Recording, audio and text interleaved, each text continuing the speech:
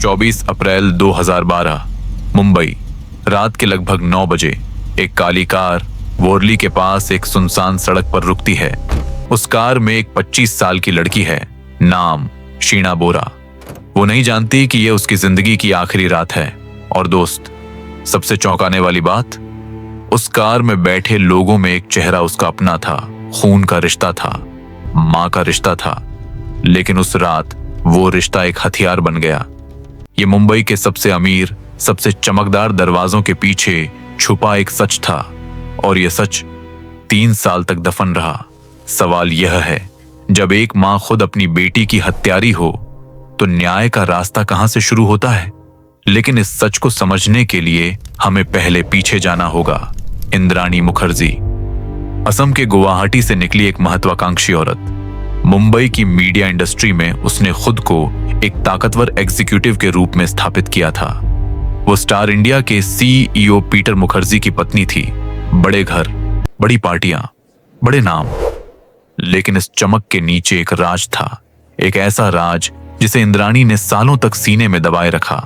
शीना बोरा इंद्राणी की बेटी थी, अपनी पहली रिलेशनशिप से। लेकिन इंद्राणी ने दुनिया को, यहां तक कि अपने पति पीटर को भी बताया था कि शीना उसकी बहन है। आप सोचिए, एक मां अपनी बेटी को बहन बताए। क्यों? क्योंकि इंद्राणी को डर था कि उसका अतीत सामने आया तो उसकी बनाई हुई दुनिया टूट जाएगी। और फिर 2012 में वो डर और गहरा हो गया। शीना बोरा पीटर मुखर्जी के पहली शादी से बेटे राहुल मुखर्जी के साथ रिलेशनशिप में थी। मतलब जिसे दुनिया स्टेप ब्रदर सिस्टर समझती थी, वो एक्चुअली एक कपल था। CBI के अनुसार इंद्राणी को यह रिलेशनशिप बिल्कुल मंजूर नहीं था। उसे डर था कि शीना एक दिन सब कुछ उगल देगी। उसे डर था विरासत का, रिश्तों का, और सबसे बड़ा डर था अपनी पहचान के झूठ के खुलने का। और तब इंद्राणी ने एक फैसला किया, एक ऐसा फैसला जिसे सुनकर आपकी रूह कांप जाएगी। उसने अपनी बेटी को रास्ते से हटाने की साजिश रची। इस साजिश में शामिल थे उसके पूर्व पति संजीव खन्ना और उसका ड्राइवर श्यामवर राय। 24 अप्रैल 2012 की रात CBI के अनुसार शीना को कार में बुलाया गया बहाने से, और उस कार में उसे गला दबाकर मार दिया गया। शीना का शव रात भर कार के गैरेज में रखा रहा। अगले दिन उसकी लाश को रायगढ़ जिले के जंगल में ले जाया गया, जलाया गया।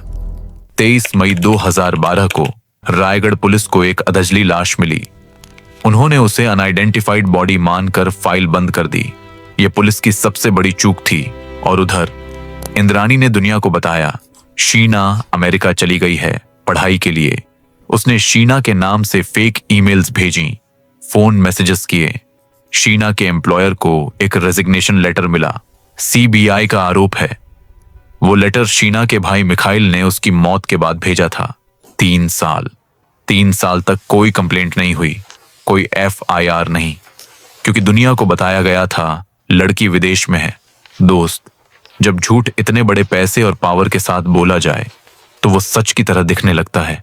21 अगस्त 2015 मुंबई पुलिस ने एक रूटीन केस में श्यामवर राय को अवैध हथियार रखने के आरोप में गिरफ्तार किया। यह कोई बड़ा केस नहीं था, लेकिन इंट्रोगेशन के दौरान राय ने कुछ ऐसा कहा जिसने पूरा मामला पलट दिया। उसने 2012 की उस रात का सच बताया। शीना की हत्या, रायगढ़ का जंगल, जलती हुई लाश, और सबसे बड़ा नाम इंद्राणी मुखर्जी। पुलिस पहले यकीन नहीं कर सकी। स्टार इंडिया के CEO की पत्नी, मुंबई की एलीट सोशलिट।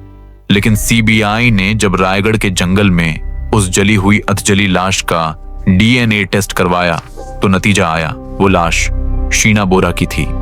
25 अगस्त 2015 को इंद्राणी मुखर्जी गिरफ्तार। 26 अगस्त को संजीव खन्ना कोलकाता से गिरफ्तार।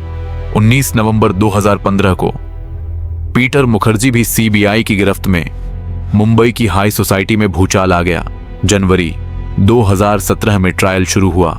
स्पेशल CBI कोर्ट ने इंद्राणी, पीटर और संजीव खन्ना पर हत्या, साजिश, सबूत मिटाने और झूठी जानकारी देने के आरोप तय किए। इंद्राणी ने जेल में करीब 7 साल काटे। मई 2022 में सुप्रीम कोर्ट ने उसे बेल दी। ट्रायल आज भी जारी है। 2025 तक ये केस ही अब भी अदालत में है। लेकिन दोस्त सोचिए, शीना का क्या? जिस लड़की को उसकी मां ने बहन बनाकर दुनिया में उतारा, जिसे उसकी पहचान भी नहीं दी गई, जो 3 साल तक एक अनआइडेंटिफाइड लाश बनी रही, वो सच आज कागजों पर दर्ज है। और यह दर्ज होना एक छोटा लेकिन जरूरी न्याय है। कहते हैं जो बोया वो काटना पड़ता है। इंद्राणी ने सालों तक एक झूठ की दुनिया बनाई। उस दुनिया को बचाने के लिए उसने अपनी ही बेटी की जान ले ली।